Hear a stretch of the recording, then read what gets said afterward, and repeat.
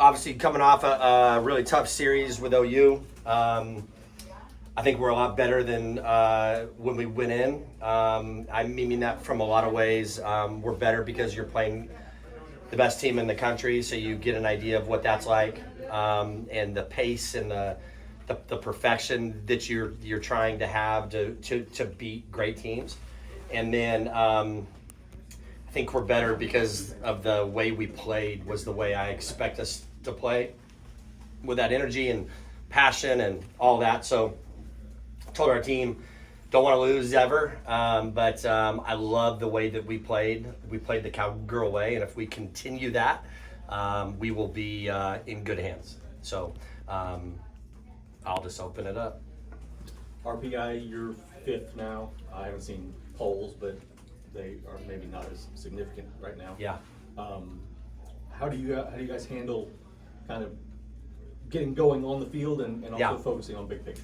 Yeah, we're going to get back to work here today, and practice hard with great energy. And we're not going to really talk about a bunch of that stuff. We're going to talk about Kansas and what they bring. And what we did in the regular season against them doesn't matter now. It's new. They're going to come out with great energy because their postseason life is on the line. So we know that. So we're gonna play the Cowgirl way. I can tell you that. We're going to play with great energy, great passion. We will play well. I don't have any doubt of that. I think our girls feel the same way. I think they're ready to get back onto the field. And show that we are a top team. They in pretty good spirits right now, you think? Yeah, I think so. I was around here a little bit yesterday and saw a few of them kind of in and out of here, and I don't think we've been in bad spirits, to be honest. I feel good. Never felt a bad vibe. I've just felt like we've been trying to protect something that doesn't matter, like a ranking. And playing a little bit not to lose instead of attacking and playing to win. What do you need to see from your offense this weekend? I need to see the same kind of at-bats that we had this weekend. We had good at-bats. We ran into three really good arms, right? Like they did on us. And so it's really important that we just continue to have those good at-bats.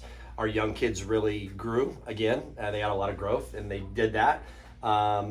They got better as the weekend went on. We need the middle of our order to produce. I would say that's probably the biggest thing. But we just need to continue to have high-end at-bats, put the ball and play hard, and just let it fly. How's Kelly doing? Great. I mean, it's good to be Kelly. You know what I mean? She obviously had a rough weekend, but Kelly's fine. I don't have any doubts of that at all. And I talked to her a little bit after the weekend, and we'll see her obviously here today. But I wouldn't worry about her. I think she's in a good spot. Did how Kyra pitched this against OU maybe make you reconsider how you were planning dispersing innings in the postseason, or how exactly you want to go with the three pitchers? Not at all. Not at all. I know that Kyra's good. We obviously think that's why we started her. You know what I mean? Yeah. I think the one thing you'll have to kind of take into consideration is how often OU has seen Kelly. They're as good as anybody in the country with data and analytics.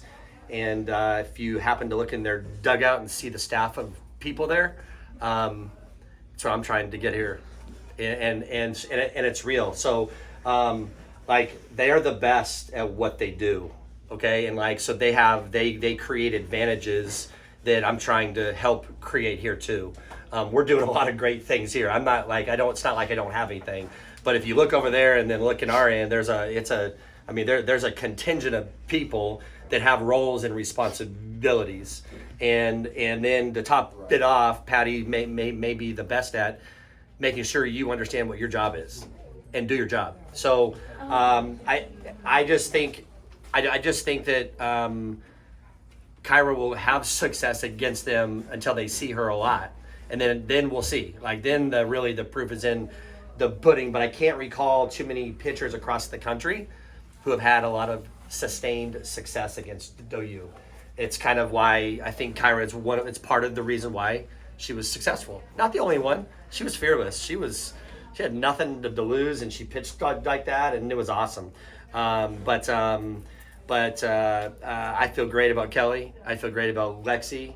Do I think that Kelly's been as sharp as last year? No.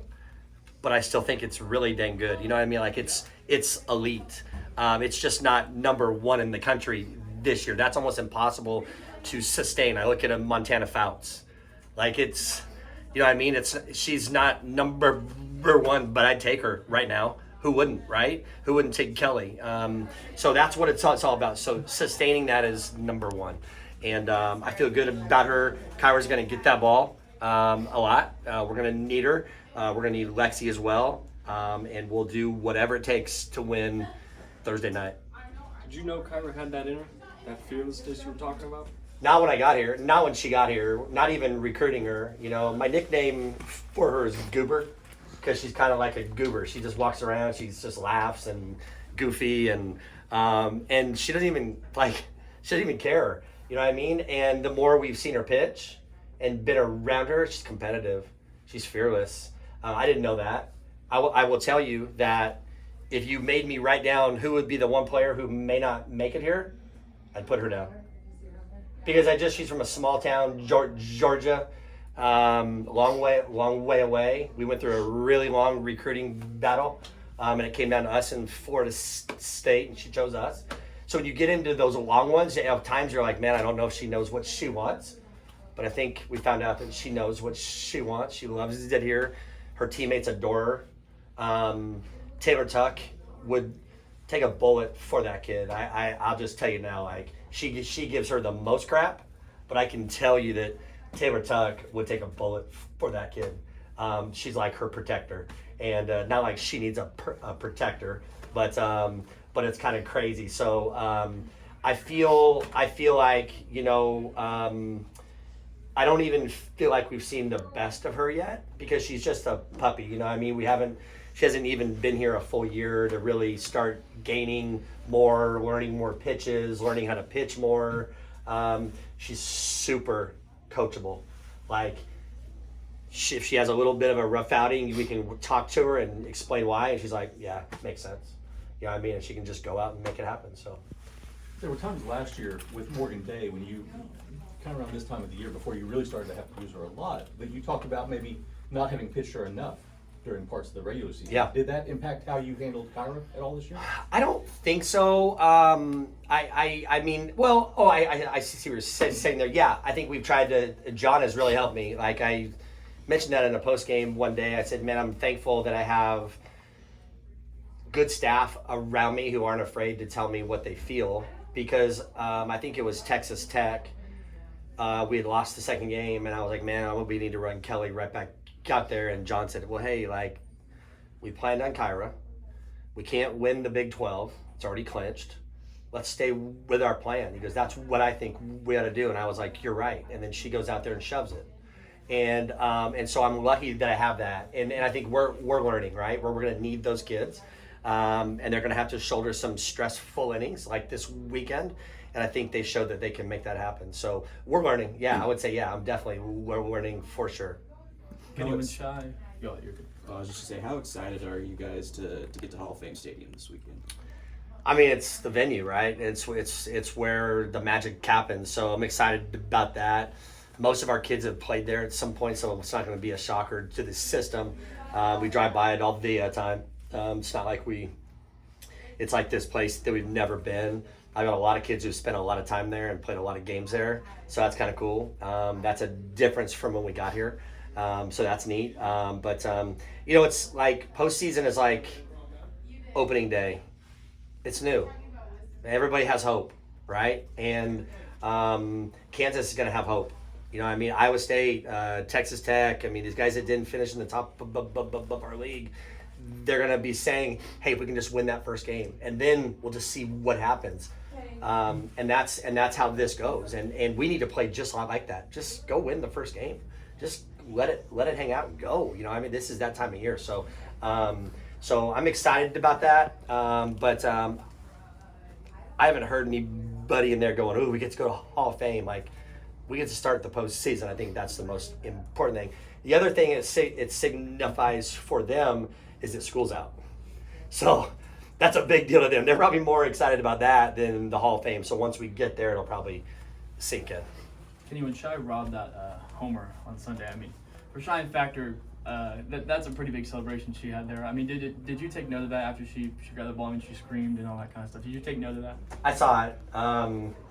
You know, it was an awesome play, and I didn't think the ball was hit that well. To be honest, it got up in that wind and just kept spinning good and going. And I was like, oh my gosh, I thought it was not a routine out, but I thought it would be a warning track out. You know what I mean? It just kept going, and once I saw her brace the wall, I was like, she'll have a chance here. But kid's awesome. I mean, she's so under control. I think one of my favorite moments of the weekend was watching her hit that home run, and it's just Shai. Like, everyone else is going crazy, and Shai's just cruising around the bases because she's done that her whole life. When she was this big, you know, she's had those moments, and she's grown up with 3 tough brothers, you know what I mean, and they probably beat her up all the time in those games in the front yard. I mean, she's been through it all, so it's, you know, it's good. And, you know, a couple weeks ago in here, we talked about how there's maybe no rah-rahs where we kept using players on the team, maybe on the field. But I guess just in those moments where there is like a rah-rah moment from a player that wouldn't be maybe so out there usually like Shai. Yeah. I mean, are those still big to have They're in big. this kind of year, time of the year, and what does that mean, you know, going forward to a team? Well, the last 2 weeks we've been talking about the fact that we're not playing the cowgirl way. We've gotten in this defensive mode. We're not showing the passion that we've got to have. Like I told them, I said, if you think you can roll into this weekend, play the way you're playing against OU, and get out-passioned, that'll be the biggest disappointment of my life. And I don't feel like we got that. I feel like we got the opposite. We were incredible. Celebrating the plays like they do. That's the kind of stuff that people love to see and love to watch and like to cling on to. It's why people love our game. And I think we've gotten a little bit of, like I told them against North Texas, I think we walked into that ballpark and said, we could probably play to 7 here today and win. And we can't. We have to play to 10. We have to be trying to exceed a 10. And if you don't, we're going to get beat. We're going to continue to get beat, and it's going to be an early exit.